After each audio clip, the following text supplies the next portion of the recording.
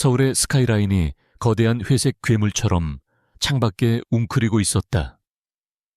빗방울이 파노라마 창을 따라 끊임없이 흘러내리며 도시의 불빛을 수천 개의 흐릿한 보석으로 흩뿌렸다.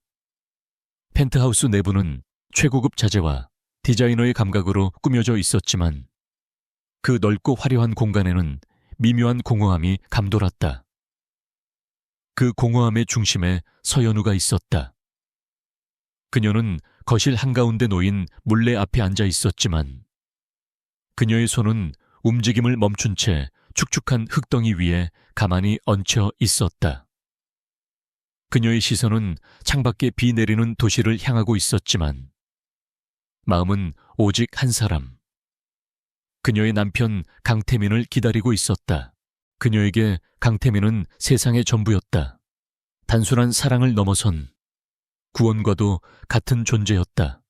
3년 전 아버지의 사업 실패로 한순간에 모든 것을 잃었을 때 그녀는 끝없는 절망의 나락으로 떨어졌다.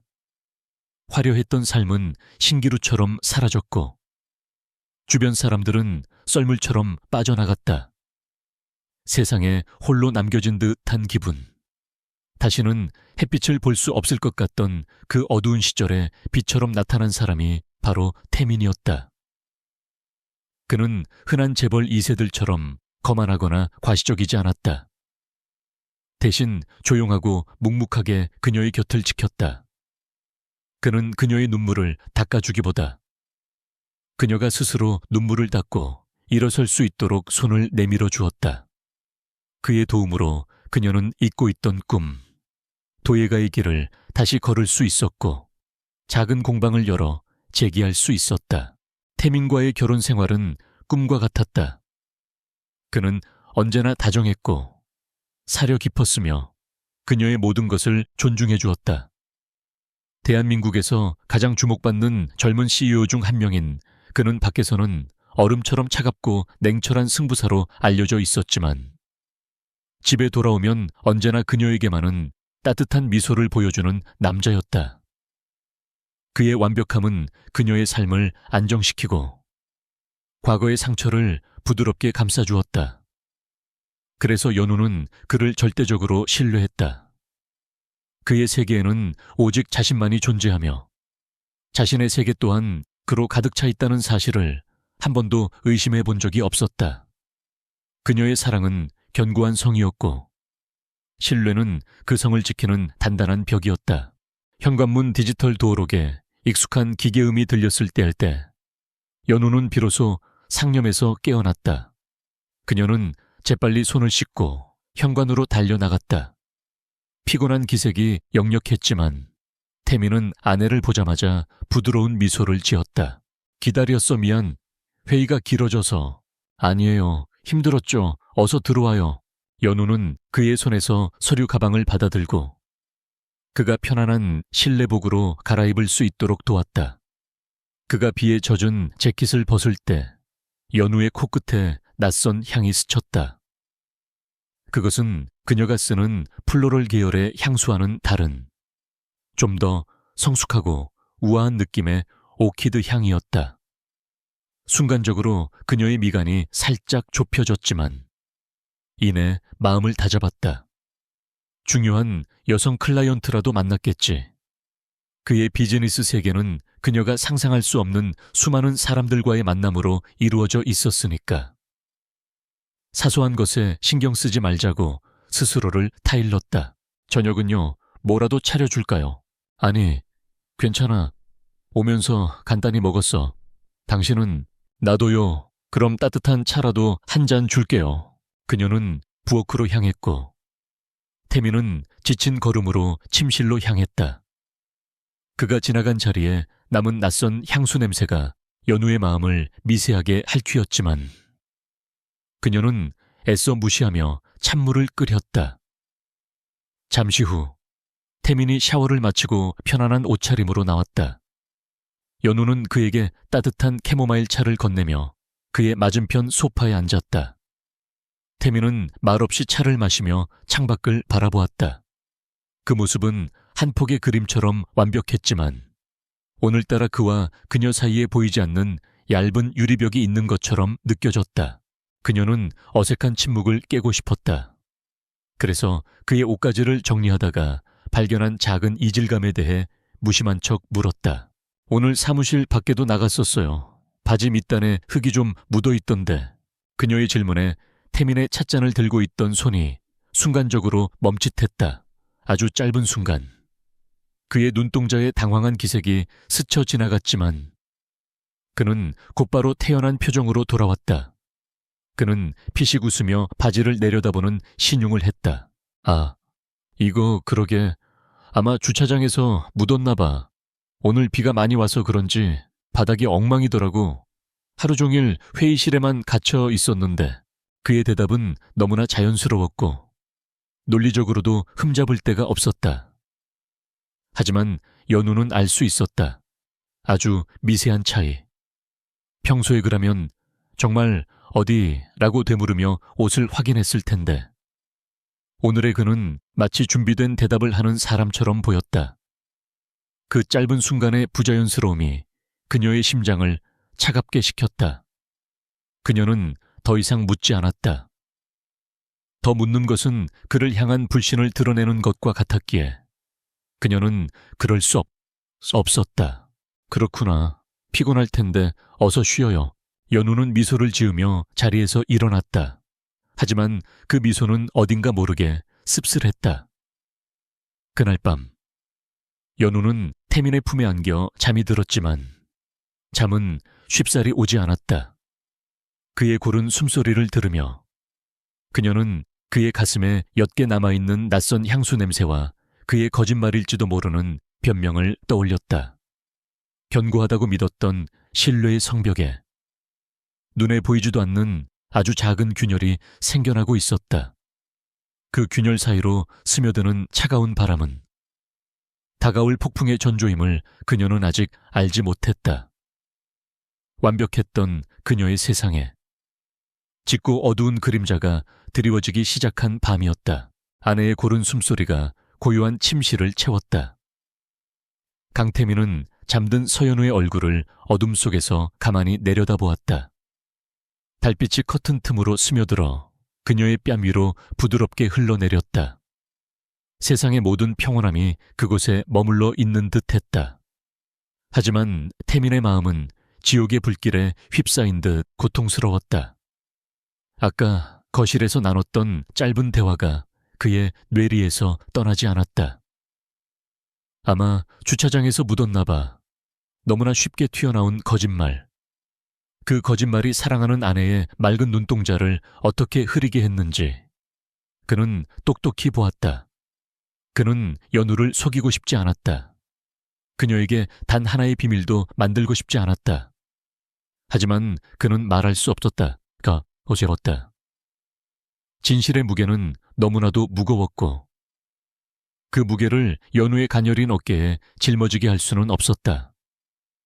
그가 짊어진 비밀은 단순한 약속이 아니라 한 남자의 죽음과 맞바꾼 생명의 빚이었기 때문이다.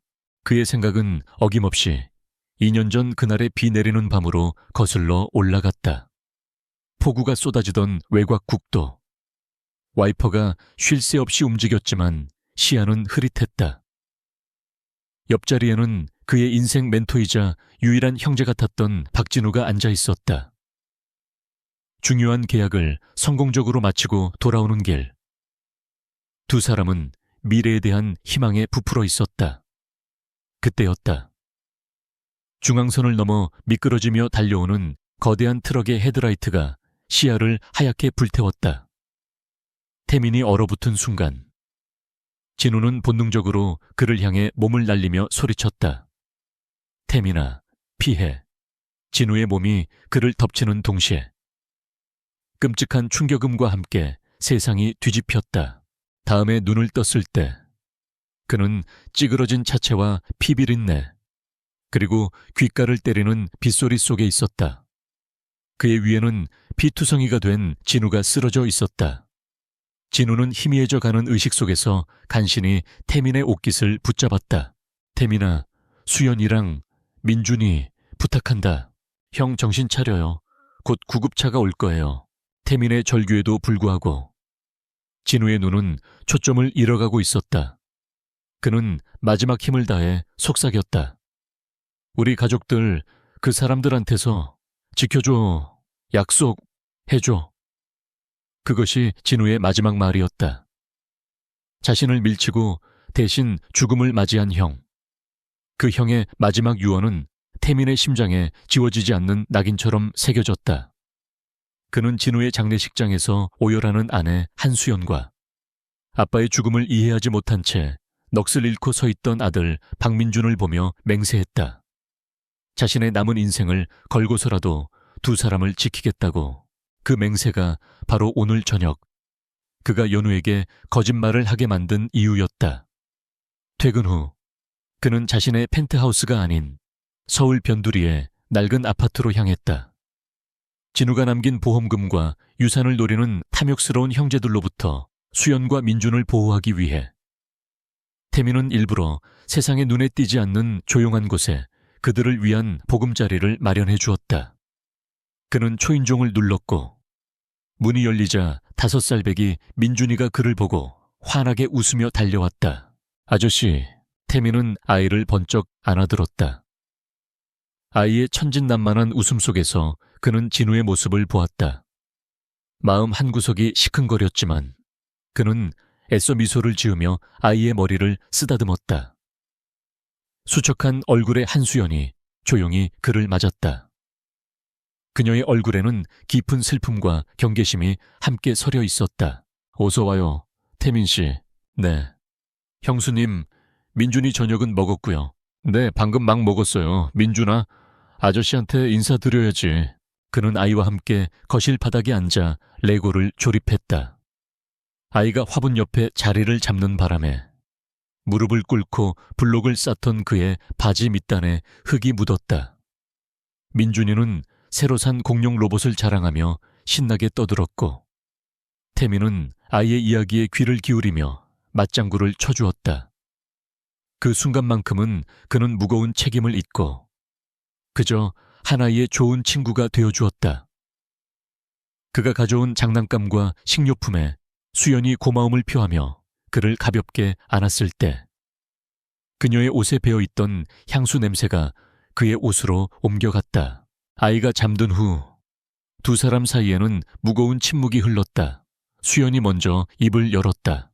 진우 씨, 형님한테서 또 연락 왔었어요. 민준이 양육권이며 재산 문제며 계속 저를 압박해요.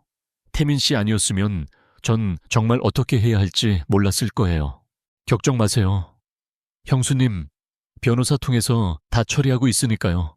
절대 형수님이랑 민준이한테 피해가는 일 없도록 할 겁니다. 이건 제가 진우 형이랑 한 약속이니까요. 그의 목소리는 단호했다. 그것은 동정이 아니었다.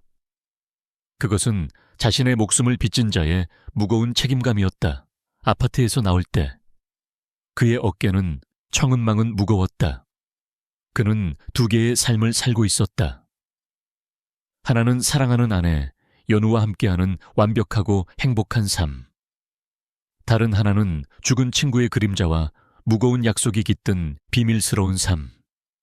그리고 그 두 세계를 잇는 유일한 다리는 위태로운 거짓말이었다. 그는 연우가 있는 집으로 차를 몰면서 자신이 방금 그 비밀의 세계에서 묻혀온 어둠의 파편들, 낯선 향수 냄새와 바지의 흙자국을 집으로 가져가고 있다는 사실을 깨달았다. 그리고 그 작은 파편들이 자신이 쌓아 올린 완벽한 행복의 성에 첫 번째 균열을 만들어내리라는 것을 그는 불안하게 예감하고 있었다. 시간이 흐를수록 균열은 점점 더 선명하게 벌어졌다. 강태민은 여전히 다정한 남편이었지만 그의 다정함에는 어딘가 모르게 투명한 막이 씌워진 듯했다. 그는 그녀를 보고 웃고 있었지만 그의 눈은 다른 곳을 향하는 것 같았다. 연우의 세상은 미세한 진동으로 가득 찼다. 늦은 밤 서재에서 들려오는 나직한 통화 소리. 그녀가 다가가면 황급히 전화를 끊는 그의 모습. 주말 저녁. 중요한 약속이라며 나갔던 그의 셔츠 소매에서 희미하게 풍겨오던 아이들이 먹는 과자 냄새. 백화점 아동복 코너에서 결제된 카드 내역에 대해 묻자 직원 아이 선물이야 라며 너무나도 매끄럽게 대답하던 그의 표정. 하나하나가 의심의 불씨에 기름을 부었다. 연우는 혼란스러웠다. 그녀가 사랑하는 강태민은 거짓말을 할 사람이 아니었다. 그녀를 구원해주고 세상의 전부가 되어준 남자가 그녀를 기만할 리 없었다. 그녀는 애써 모든 의심을 부정하려 했다. 자신이 너무 예민한 것이라고.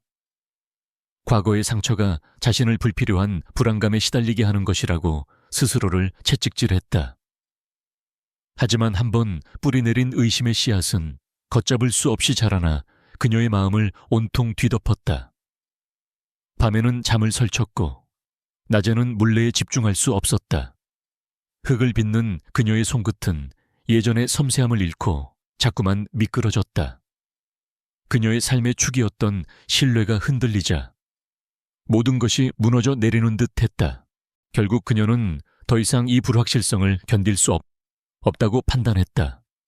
끔찍한 진실이라 할지라도 아무것도 모른 채 의심의 지옥 속에서 살아가는 것보다는 나을 터였다. 확인해야만 했다. 자신의 눈으로 직접. 그것이 그와의 관계에 대한 예의가 아니라는 것을 알았지만 그녀는 이미 벼랑 끝에 서 있었다. 그날 저녁 태민은 평소보다 조금 이른 시간에 퇴근 준비를 했다. 저녁 약속이 있다는 짧은 메시지를 남기고 회사를 나서는 그를 연우는 자신의 차 안에서 숨죽인 채 지켜보고 있었다. 심장이 미친 듯이 뛰었다. 자신이 지금 무슨 짓을 하고 있는지, 이 행동이 어떤 결과를 가져올지 두려웠지만 이미 브레이크는 고장난 상태였다. 그녀는 태민의 차와 일정한 거리를 유지하며 조심스럽게 뒤를 밟았다. 심장이 목구멍까지 차오르는 것 같았고 핸들을 잡은 손은 땀으로 축축했다. 태민의 차는 그들이 사는 강남의 화려한 도심을 벗어나기 시작했다. 익숙한 풍경들이 낯선 거리들로 바뀌어갔다. 차는 점점 더 조용하고 평범한 주택가로 접어들었다. 화려한 레스토랑도 고급스러운 호텔도 아닌 지극히 일상적인 삶의 풍경이 펼쳐지는 곳이었다. 연우의 불안감은 극에 달했다. 도대체 이런 곳에 무슨 약속이 있다는 말인가? 마침내 태민의 차가 멈춘 곳은 지은 지 좋기 20년은 넘어 보이는 낡은 복도식 아파트 단지 앞이었다. 그들의 펜트하우스와는 비교조차 할 수 없는 소박하다 못해 초라해 보이는 곳이었다. 연우는 자신의 눈을 의심했다. 대한민국 재계의 프린스. 강태민이 이런 곳에 무슨 일로 온 것일까?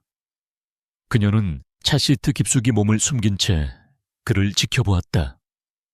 태민은 차에서 내렸다. 그의 손에는 서류 가방 대신 동네 마트에서 산 듯한 식료품이 담긴 봉투와 아이들이 좋아할 만한 캐릭터가 그려진 작은 선물 상자가 들려 있었다.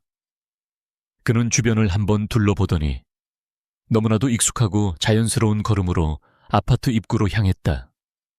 마치 매일같이 드나드는 자신의 집처럼. 그는 망설임 없이 공동 현관의 비밀번호를 누르고 안으로 사라졌다. 그 순간 연우의 세상이 멈췄다. 모든 소리가 사라지고 오직 자신의 심장이 산산조각 나는 소리만이 귓가에 울렸다. 최악의 상상이 현실이 되는 순간이었다. 그가 숨겨온 비밀은 단순한 외도가 아니었다.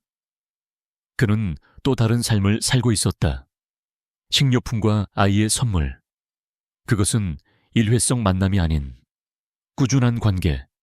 어쩌면 또 다른 가정이 있음을 의미했다. 그의 익숙한 발걸음은 그 비밀의 깊이를 증명하고 있었다. 연우는 얼마나 오랫동안 그 자리에 앉아 있었는지 몰랐다. 해가 지고 주위에 어둠이 내렸다. 아파트 창문들에는 하나둘씩 따뜻한 주황색 불빛이 켜졌지만 그녀의 세상은 차갑고 어두운 심연 속으로 가라앉고 있었다. 완벽하다고 믿었던 남편, 자신의 구원자라고 믿었던 사람. 그 모든 것이 거짓이었을까? 그녀는 흐르는 눈물을 닦을 생각조차 하지 못했다. 신뢰의 성벽은 완전히 무너져 내렸고 그 폐허 속에서 그녀는 홀로 길을 잃었다. 아직 마주하지 않은 진실의 전체 모습이 얼마나 더 끔찍할지 그녀는 감히 상상할 수도 없었다.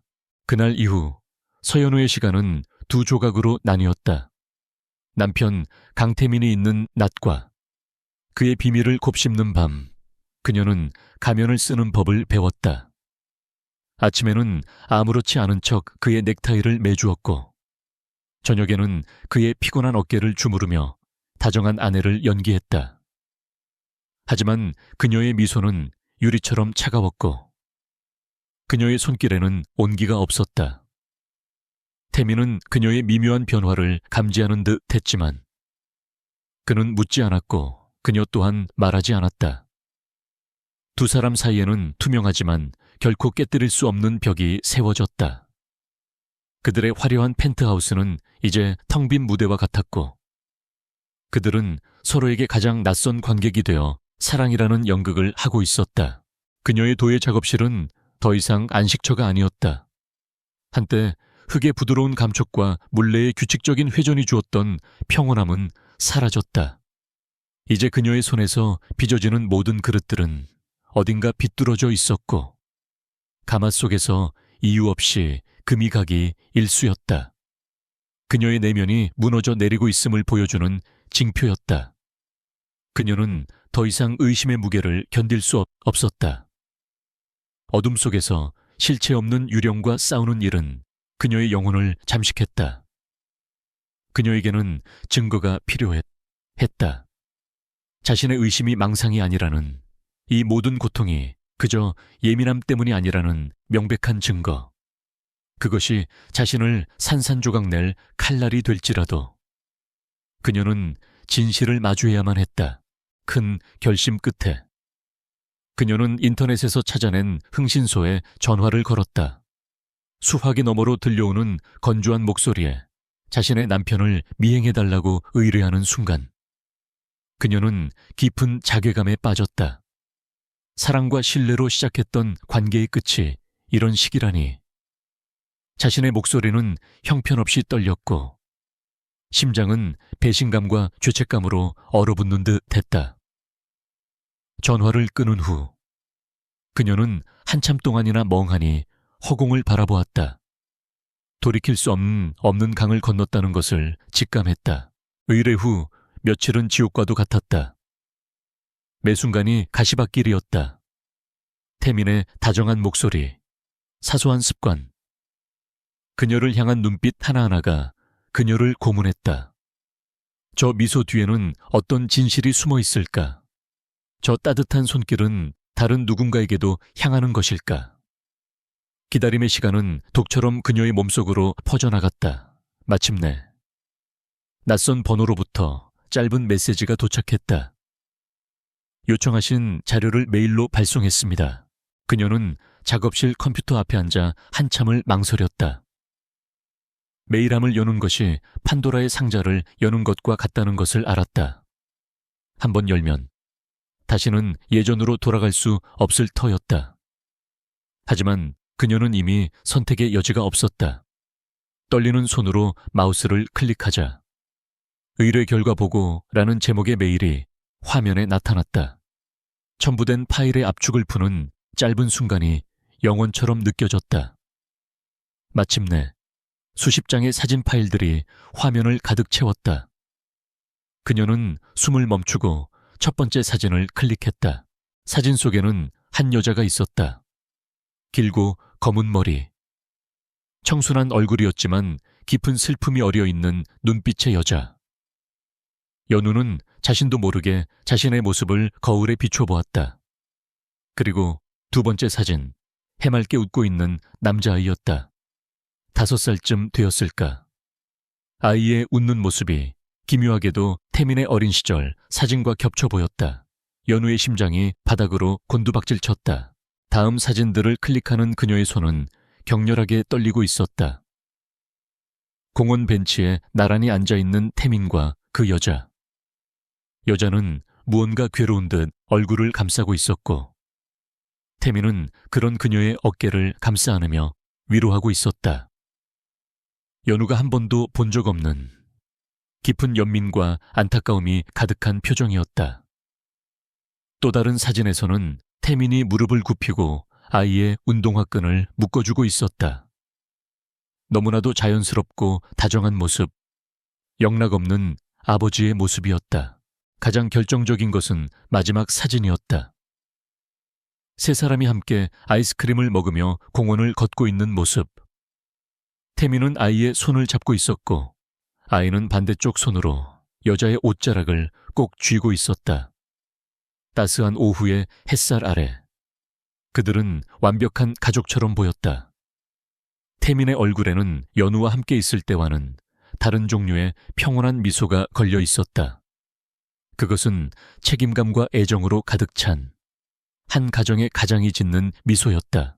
연우는 마지막 사진을 확대해 태민의 얼굴을 뚫어지라 쳐다보았다. 사진 속에서 행복하게 웃고 있는 남자는 지난 몇 주간 집에서 보았던 피곤하고 어두운 그림자가 드리워진 남편과는 전혀 다른 사람이었다. 그녀의 머릿속에서 모든 퍼즐 조각이 맞춰졌다. 낯선 향수 냄새, 바지의 흙자국, 비밀스러운 통화, 그리고 아이 용품점의 영수증까지. 이 모든 것이 저 사진 속의 삶을 향하고 있었다. 그녀는 조용히 파일을 닫았다. 눈물조차 나오지 않았다. 너무 큰 충격은 오히려 모든 감각을 마비시켰다.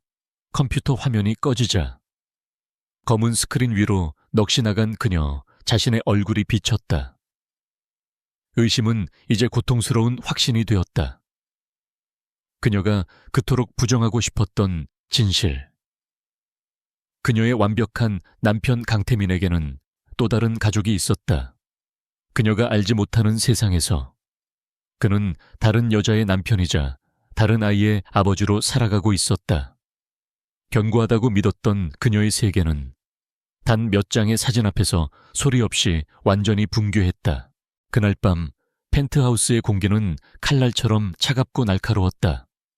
서연우는 모든 조명을 끈 채 거실 중앙에 앉아 있었다. 그녀의 앞, 차가운 대리석 테이블 위에는 수십 장의 사진들이 마치 장례식의 조화처럼 흩어져 있었다. 사진 속 강태민의 행복한 미소는 어둠 속에서 유령처럼 떠다니며 그녀를 비웃는 듯했다. 그녀는 더 이상 울지 않았다. 눈물은 이미 모두 말라버렸고 그 자리에는 차가운 분노와 얼음 같은 체념만이 남아 있었다. 그녀는 이제 곧 닥쳐올 폭풍을 기다리는 고요한 눈과 같았다. 현관문이 열리고 태민이 들어섰을 때 그는 집안의 적막함에 순간 걸음을 멈췄다. 어둠에 익숙해진 그의 눈에 소파에 앉아있는 연우의 실루엣이 들어왔다. 연우야, 왜 불도 안 켜고 있어? 그의 목소리에는 걱정이 묻어났지만 연우에게는 그저 가식으로 들릴 뿐이었다. 그녀는 대답하지 않았다. 대신 손을 뻗어 테이블 위에 스탠드 조명을 켰다. 부드러운 주황색 불빛이 테이블 위를 비추자 흩뿌려진 사진들이 선명하게 모습을 드러냈다. 공원에서 웃고 있는 세 사람, 아이의 신발끈을 묶어주는 남편, 슬픔에 잠긴 낯선 여자를 위로하는 그의 모습까지. 사진들을 본 순간 태민의 세상이 멈췄다. 그의 얼굴에서 핏기가 사라지고 손에 들고 있던 서류 가방이 바닥으로 툭 떨어졌다. 쿵 하는 소리가 고요한 거실을 무겁게 울렸다. 그는 아무 말도 하지 못했다. 무슨 말을 해야 할지 알 수 없었다. 그의 머릿속은 새하얗게 비어버렸고 심장은 누군가 거대한 손으로 꽉 움켜쥔 듯 고통스럽게 조여왔다. 대체 어떻게 이 사진들이 여기에? 설명해봐요. 연우의 목소리는 놀랍도록 차분했다. 하지만 그 차분함 속에는 날카롭게 벼려진 칼날 같은 아픔이 숨겨져 있었다. 그녀는 자리에서 일어나지 않았다. 그저 텅 빈 눈으로 그를 응시할 뿐이었다. 이 여자, 누구예요? 그리고 이 아이는 당신 아이인가요? 태미는 간신히 입을 열었지만 목소리가 제대로 나오지 않았다. 연우야, 그건 뭐가요? 오해라고 말하게요. 아니면 당신이 상상하는 그런 게 아니라고, 제발. 그런 진부한 변명은 하지 말아줘요. 그녀의 목소리가 미세하게 떨리기 시작했다. 태미는 그녀에게 다가가려 했지만 그녀의 차가운 시선이 그를 그 자리에 못 박았다. 그는 필사적으로 머리를 굴렸다.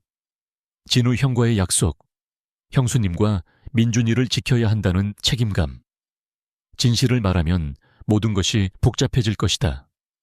진우의 탐욕스러운 가족들이 어떻게든 수연을 찾아내려 할 테고, 언론은 이 자극적인 이야기를 놓치지 않을 것이다. 그렇게 되면 연우까지 이 진흙탕 싸움에 휘말리게 될 터였다. 그는 연우를 보호하고 싶었다. 하지만 그의 침묵은 지금 이 순간 연우의 가슴에 가장 큰 상처를 내고 있었다. 제발, 연우야, 내가 다 설명할게. 하지만 지금은 아니야. 당신이 생각하는 그런 거 정말 아니야. 나 믿어줘. 응. 그의 애원은 절박했지만 증거들 앞에서 그것은 공허한 메아리에 불과했다. 연우는 허탈한 웃음을 터뜨렸다. 믿어달라고 무엇을 사진 속 저 행복한 가족의 모습을 보고도 믿으며, 당신은 지금 믿음이라는 단어를 입에 올릴 자격이 없어요. 그녀는 자리에서 일어섰다. 그녀의 눈에서는 마침내 참았던 눈물이 흘러내렸다. 내가 바보 같았지. 당신의 완벽함, 당신의 다정함, 그 모든 게 거짓이었는데 난 그것도 모르고 당신이 만들어 놓은 완벽한 무대 위에서 행복한 인형처럼 춤을 추고 있었어. 아니야, 연우야, 제발. 그건 아니야. 내가 당신을 사랑하는 마음은 그 사랑, 저 여자와 아이에게도 똑같이 나눠주고 있었나요? 연우의 말은 비수가 되어 태민의 심장에 박혔다.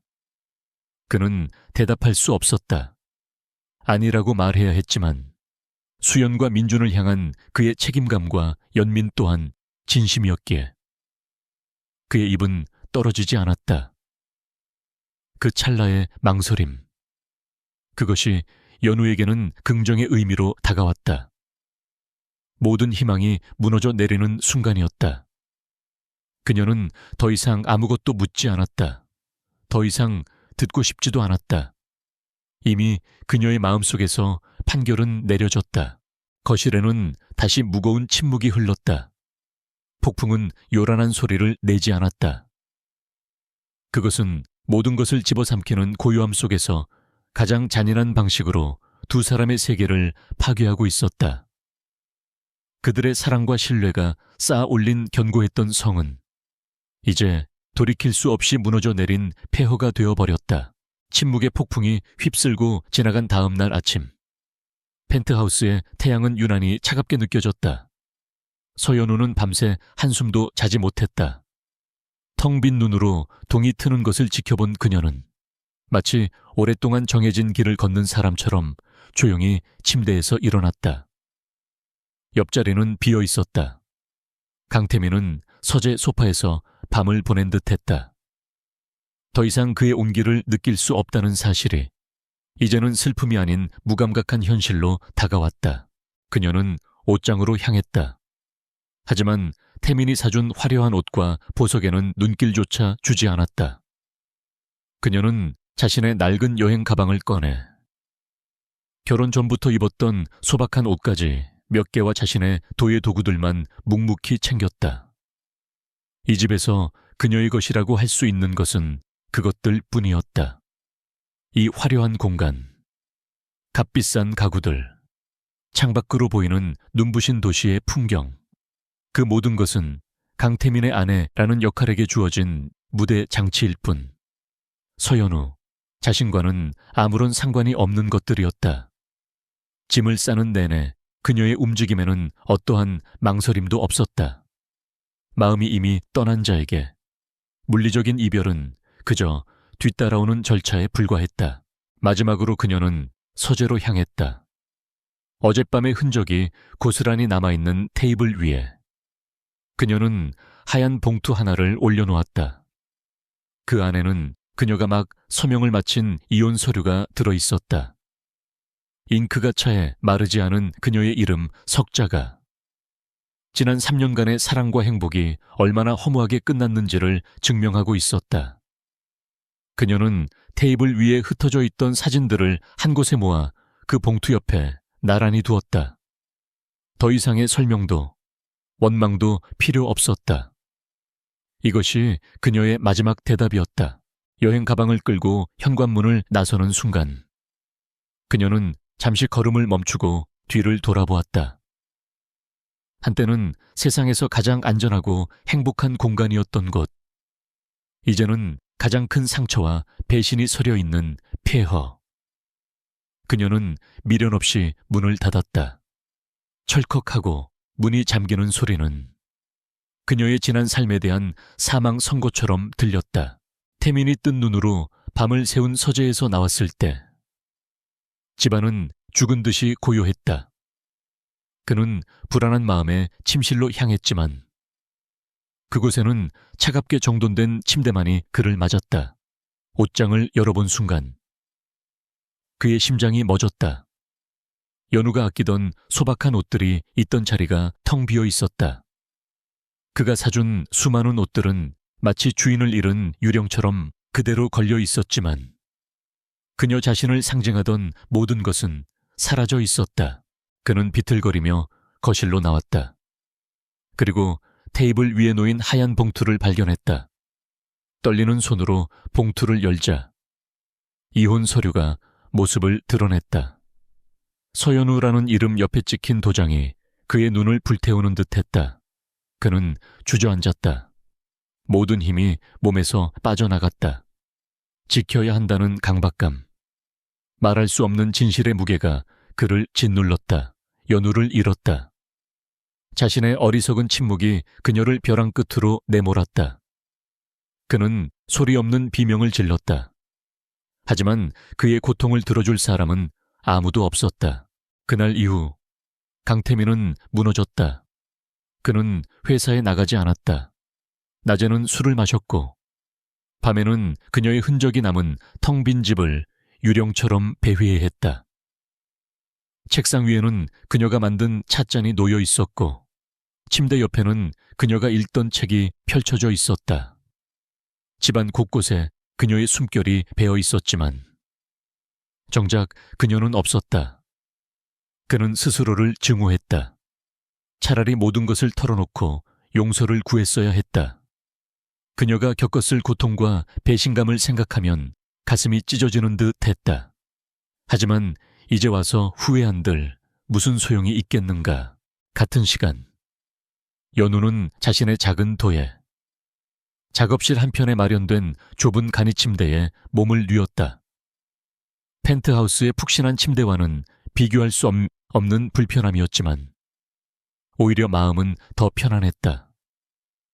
적어도 이곳에는 거짓이 없었다. 그녀는 다시 흙을 만지기 시작했다. 슬픔을 잊기 위해, 배신감에 무너지지 않기 위해. 그녀는 미친 듯이 물레를 돌렸다. 하지만 그녀의 손끝에서 빚어지는 그릇들은 하나같이 슬픈 형태를 하고 있었다. 눈물을 담으려는 듯 움푹 파인 사발, 날카로운 상처처럼 금이 간 접시. 그녀의 작품은 곧 그녀의 내면이었다. 그렇게 두 사람은 각자의 섬에 갇혔다.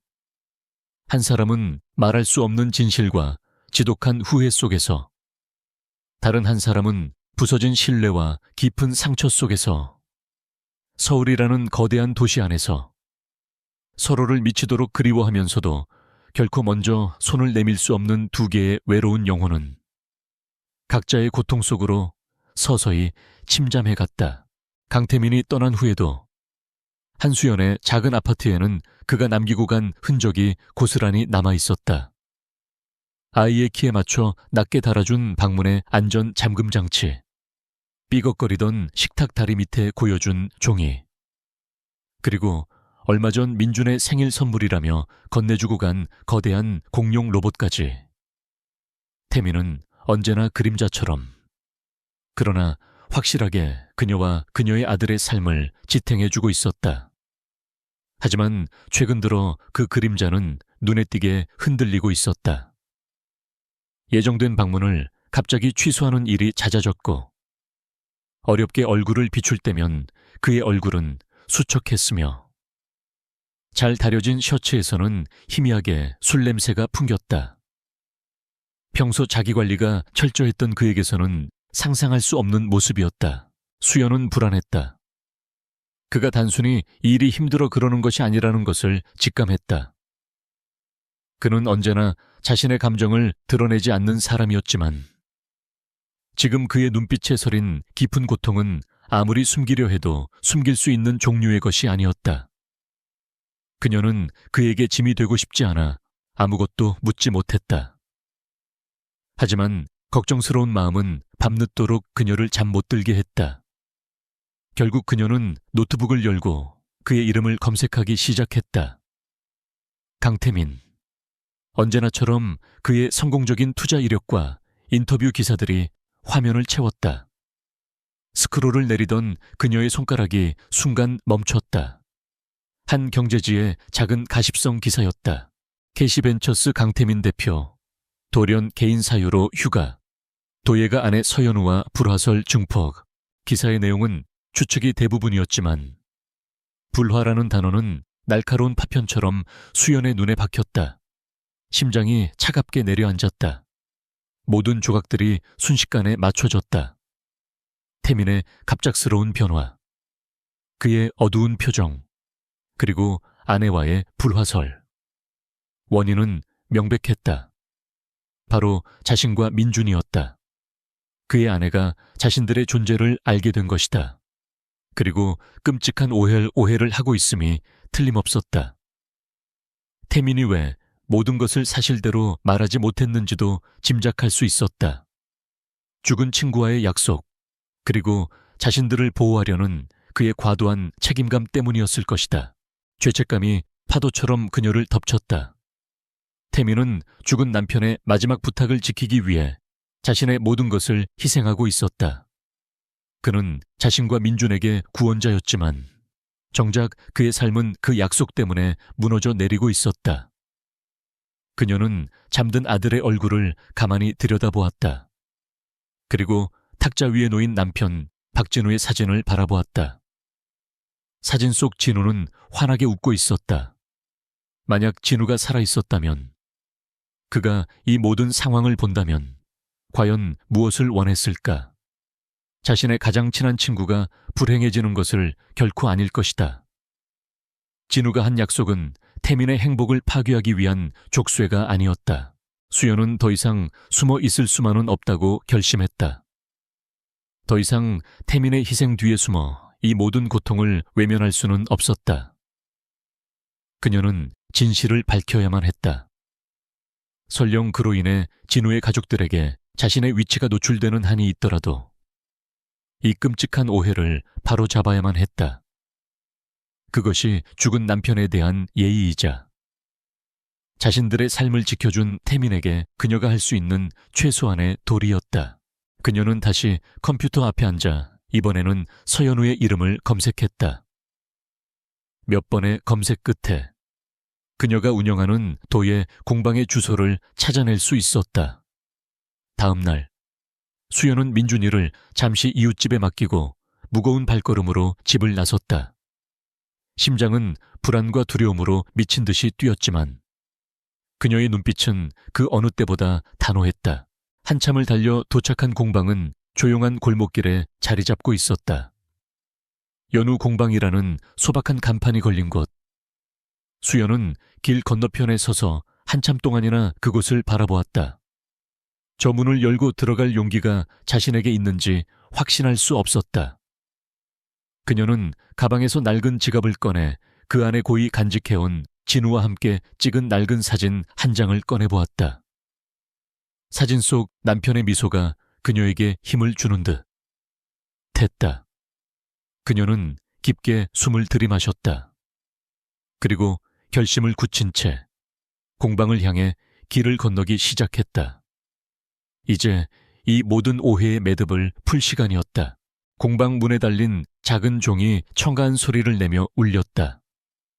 서연우는 기계적으로 물레를 멈추고 입구 쪽을 바라보았다. 굳은 흙이 묻은 그녀의 손이 허공에서 멈췄다.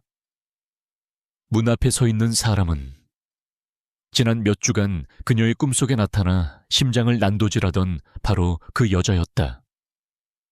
사진 속에서 슬픈 미소를 짓고 있던 여자. 한수연.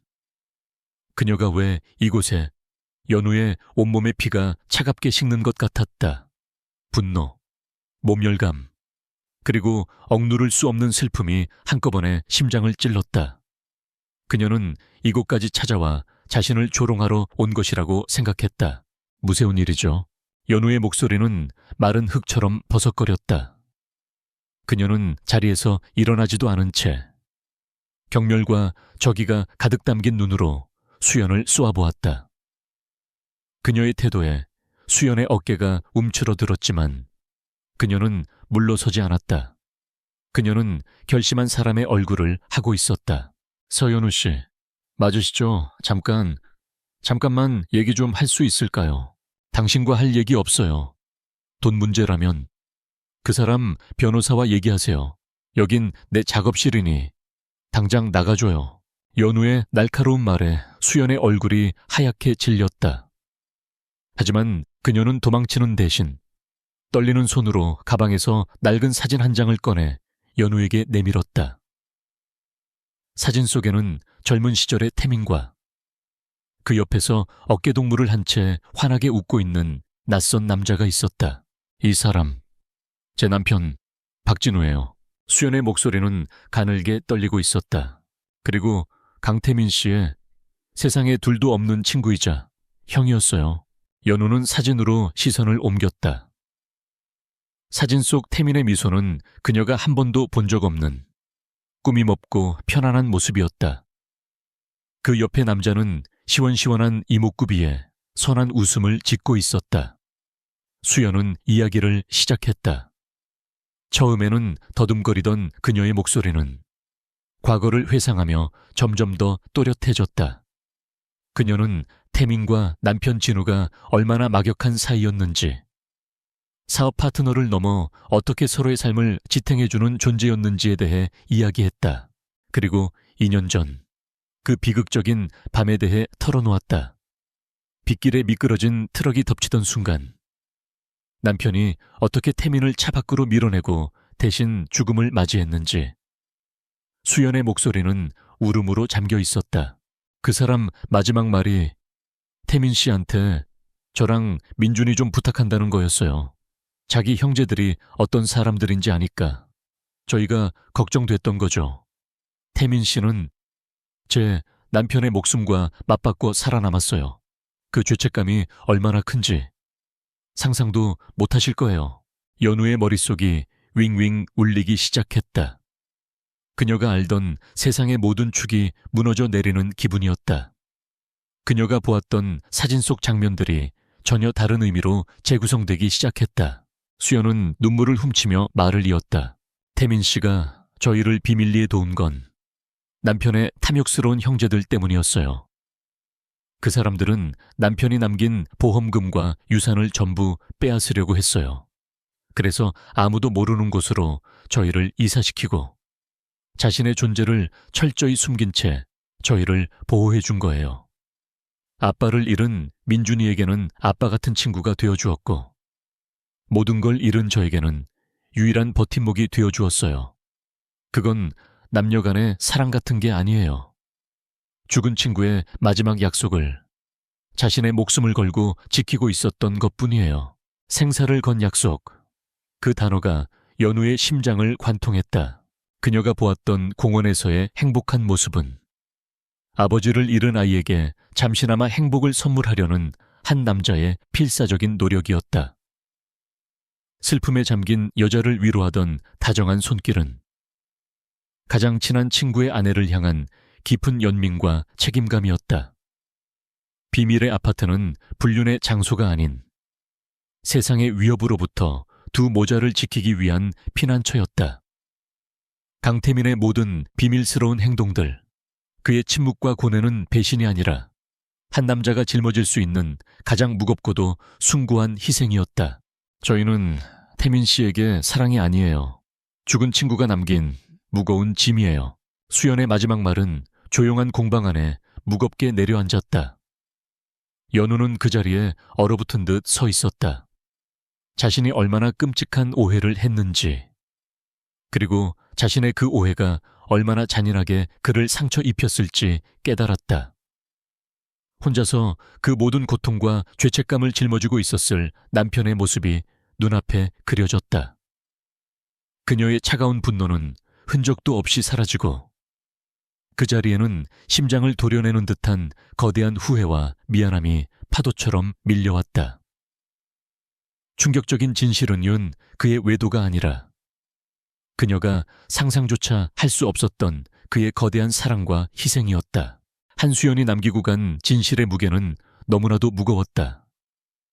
서연우는 그 자리에 주저앉아 한참을 움직이지 못했다. 자신의 어리석음과 잔인함이 거대한 파도처럼 그녀를 덮쳤다. 그가 홀로 짊어져야 했을 고통의 깊이를 이제야 헤아리게 된 것이다. 그의 침묵은 기만이 아니었고 그의 비밀은 배신이 아니었다. 그것은 차마 사랑하는 아내에게조차 옮겨놓을 수 없었던 죽음의 무게를 짊어진 한 남자의 처절한 자기 희생이었다. 그녀는 자신이 던졌던 모진 말들을 떠올렸다. 당신은 믿음이라는 단어를 입에 올릴 자격이 없어요. 그 말을 들었을 때 그의 표정이 어땠더라. 체념과 고통으로 일그러져 있던 그의 얼굴이 눈앞에 선명하게 그려지자 그녀의 심장은 갈갈이 찢어지는 듯했다. 미안해요. 정말 미안해요. 그녀는 텅 빈 공방 안에서 흐느끼며 사죄의 말을 되뇌었다. 하지만 이 사과는 그에게 닿을 수 없었다. 후회는 언제나 너무 늦게 찾아온다. 그녀는 더 이상 이렇게 앉아있을 수만은 없었다. 그를 만나야 했다. 만나서 모든 것을 이해한다고, 정말 미안하다고, 자신의 어리석음을 용서해달라고 빌어야만 했다. 그녀는 비틀거리며 일어나 작업실을 뛰쳐나갔다. 가장 먼저 달려간 곳은 그들의 집, 펜트하우스였다. 하지만 화려한 집은 며칠째 사람의 온기가 끊긴 듯 차갑게 식어 있었다. 거실 테이블 위에는 텅 빈 위스키병 몇 개가 나뒹굴고 있었고 그가 입었던 옷가지들이 소파 위에 어지럽게 널려 있었다. 그가 얼마나 깊은 절망 속에서 시간을 보냈는지 집안의 모든 사물들이 소리 없이 증언하고 있었다. 그녀는 떨리는 손으로 그의 휴대폰에 전화를 걸었지만 차가운 기계음만이 그녀의 불안을 더욱 증폭시킬 뿐이었다. 다음으로 향한 곳은 그의 회사였다. 거대한 빌딩 로비에서 그녀는 이방인이었다. 모두가 바쁘게 움직이는 그곳에서 오직 그녀의 시간만이 멈춰 있는 듯했다. 태민의 비서는 그녀를 안타까운 눈으로 바라보며 고개를 저었다. 대표님, 며칠째 출근 안 하셨습니다. 개인적인 휴가를 내셨는데 연락이 잘 닿지 않습니다. 사모님, 연락이 닿지 않는다는 말이 비수처럼 날아와 박혔다. 이제 그는 어디에도 없었다. 자신의 손으로 그를 세상 끝으로 내몬 것만 같아 피가 마르는 듯 했다. 차로 돌아온 그녀는 핸들 위에 고개를 묻었다. 어디로 가야 그를 만날 수 있을까? 그가 기댈 곳은 어디일까? 머릿속이 하얗게 비어버린 그때 문득 오래전 그와 나눴던 대화 한 조각이 기억의 수면 위로 떠올랐다. 언젠가 창밖을 보며 그가 쓸쓸한 목소리로 말했었다. 진우는 바다가 보이는 언덕에 있어. 가끔 머리가 복잡할 때 거기에 가. 그 녀석 앞에서 실컷 욕이라도 하고 나면 좀 나아지거든. 시점은 바뀌어. 바다가 내려다 보이는 한적한 해안가 공원 묘지.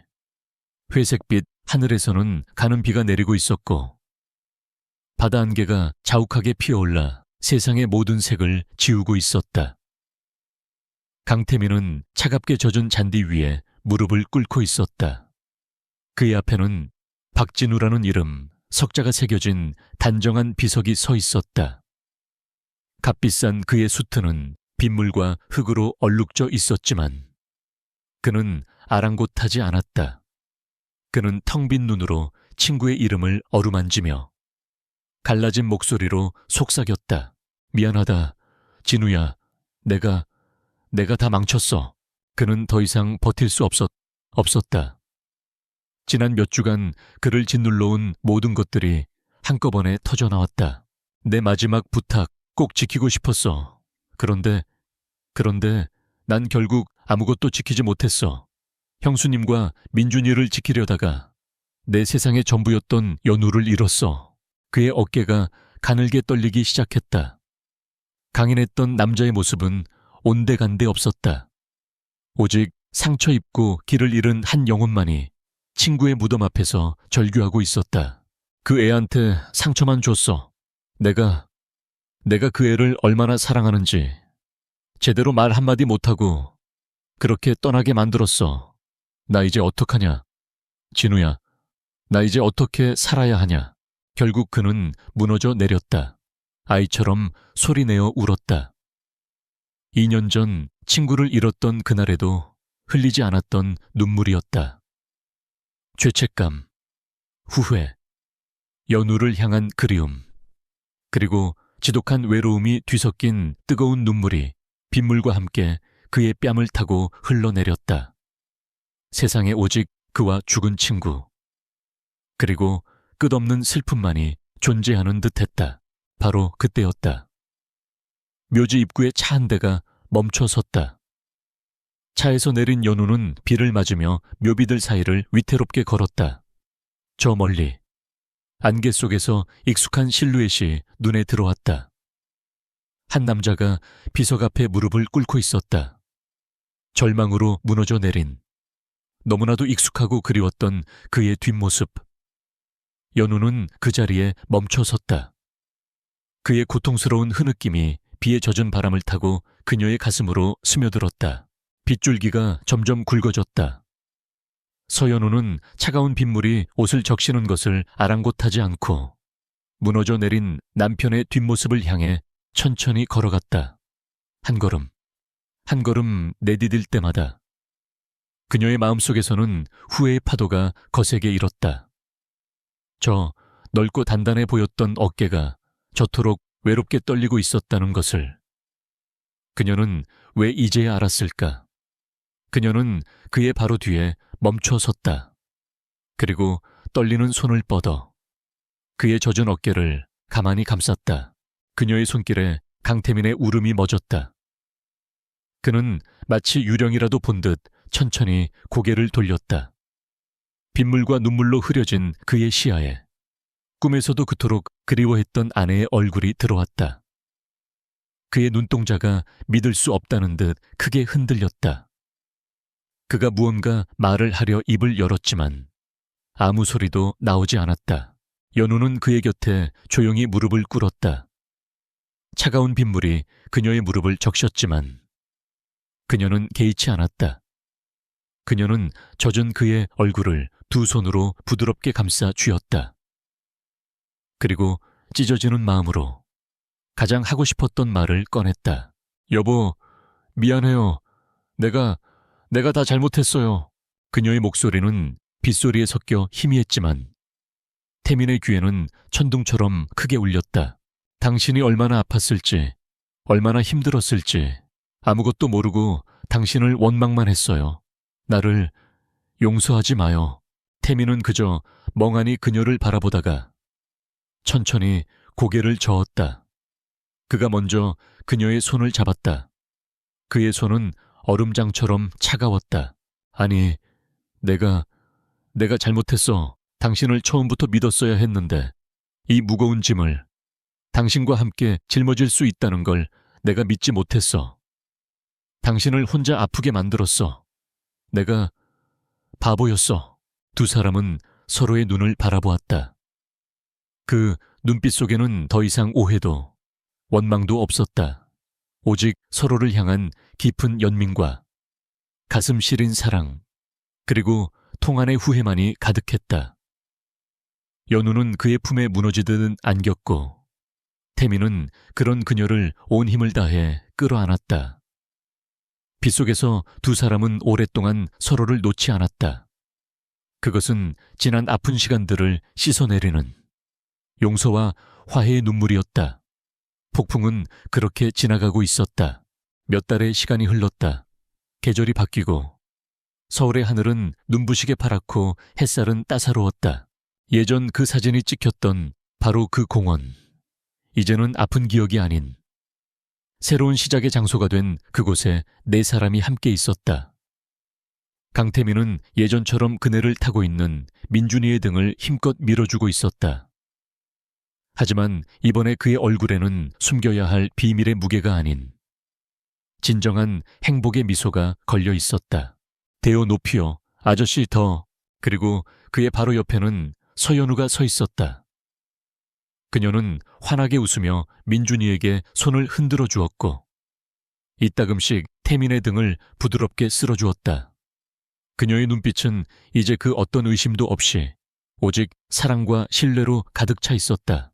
조금 떨어진 벤치에는 한수연이 앉아 있었다. 그녀의 얼굴에서도 오랫동안 드리워져 있던 슬픔의 그늘이 걷히고 평온한 미소가 자리 잡고 있었다. 그녀는 더 이상 태민의 비밀스러운 짐이 아니었다. 그녀는 그들의 아픈 과거를 함께 공유하고 서로의 상처를 보듬어주는 소중한 가족의 일원이 되어 있었다. 그네를 타던 민준이가 달려와 연우의 품에 안겼다. 연우는 자연스럽게 아이를 끌어안으며 머리를 쓰다듬어 주었다.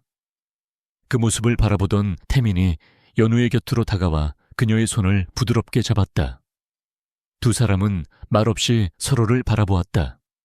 한때 그들을 갈라놓았던 비밀은 이제 그 누구도 끊을 수 없는 깊은 이해와 유대감이 되어 그들을 단단히 묶어주고 있었다. 지독한 폭풍우를 함께 견뎌낸 사랑은 더욱 견고해졌다. 그들은 서로의 가장 깊은 상처를 보았고 가장 연약한 모습을 끌어안았다. 이제 그들의 앞에는 더 이상 어둠은 없었다. 폭풍이 지나간 자리에 찬란하게 떠오른 새벽처럼 그들의 사랑은 세상에서 가장 따뜻하고 눈부신 빛으로 빛나고 있었다.